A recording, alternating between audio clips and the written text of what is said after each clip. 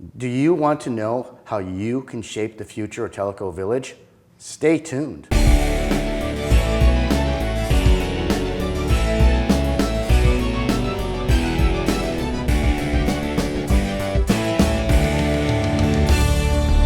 Hello, welcome to Shaping Our Future. I'm Ed Grauman, Chairman of the Long Range Planning Committee, and with me today is another member of the Long Range Planning Committee, Susan Lehman, who will tell you about the survey we're going to have. Thanks, Ed. Maybe before we get into that, the audience would like to know a little bit about what our Long Range Planning Committee does.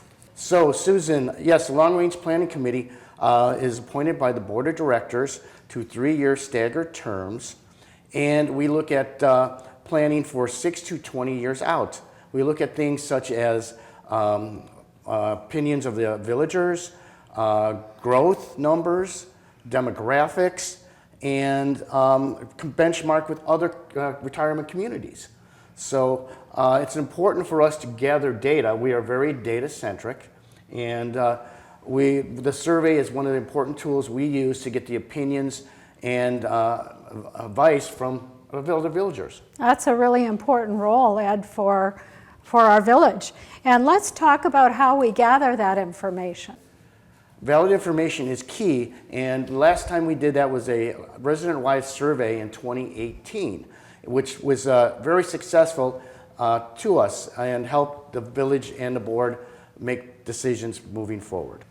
Well, the last survey in 2018 definitely identified the top concerns, and that input went into the long-range plan, and action has been taken on many of those items since then, lots of changes since then. It is definitely time for a new survey. Correct, it is. And some of the key actions that came out of that survey was the Kahiti Clubhouse got built, the Tokwa Clubhouse got built, and we've got streaming and recording of our village board meetings. And we have grown a lot since then. Significantly. The village has over 30% new villagers since that last survey of 2018. So there's a significant amount of people that have not had input into the village that we need to know what they're thinking and what their wants and needs are for the village. Well, I'm happy to talk about the survey, Ed, because it's so important to our future and how we manage the village going forward, and helping to shape the future of the village is all of our responsibility and an opportunity we have now for that input. So, can you tell me a little bit more details about the survey, Susan? Oh my gosh, there are so many areas of interest to all of us. There are demographics, financials, growth, our social fabric, recreation, facilities and amenities, housing, waterfront, and aesthetics and environment. Can you tell me when the survey is going to be mailed out? The survey is 100% online, and the logic within the survey helps you navigate it effectively so that you don't have to answer questions that don't apply to you. For example, if you're not a golfer, you don't have to answer the golfing questions. Can you tell how the villagers can participate in the survey?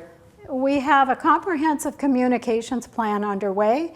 You'll see articles in Telegram, there'll be teleflash, messages on POA bills, flyers in your mailbox, and presentations at meetings. So lots of ways to get information that will guide you to the electronic link. When does all this happen, Susan? The survey opens September 27th and closes October 31st on Halloween. And we have communication starting now through the whole process. How do the villagers access the survey?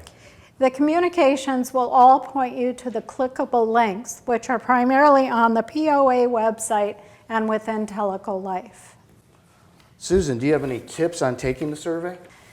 One thing everybody needs to be assured of is that your answers are anonymous, and we are asking for a consensus response from each household.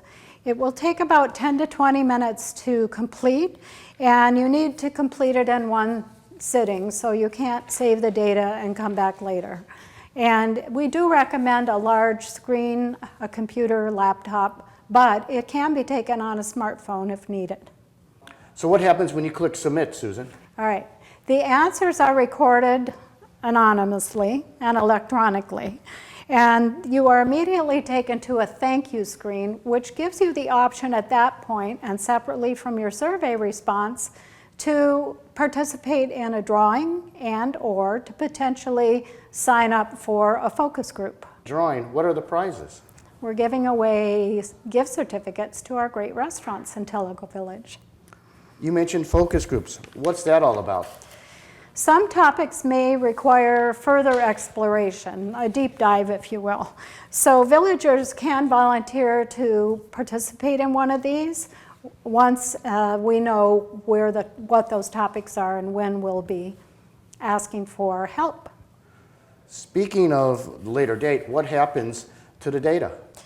The LRPC analyzes the results, and we share those with the board in January 2022. And that will be followed by presentations and articles in the Telegram on the results. Sounds like quite a project the survey is. Any thoughts you want to share? This has been a big project and a worthwhile project, as it gives us an opportunity as villagers to participate in how the village is managed for the long term. The last time in 2018 we had a survey, we had 40% respondents, and that's valid information, but we would love to exceed that this time. That's great, Susan. Data like that is invaluable to the Long Range Planning Committee. Knowing the opinions of the villagers can help us anticipate future needs and keep Tellico Village the first-class community it is today. I'd like to thank Tellico Village Broadcasting for helping us get the word out, and you, Susan, for being here today, and thank you for all joining us today.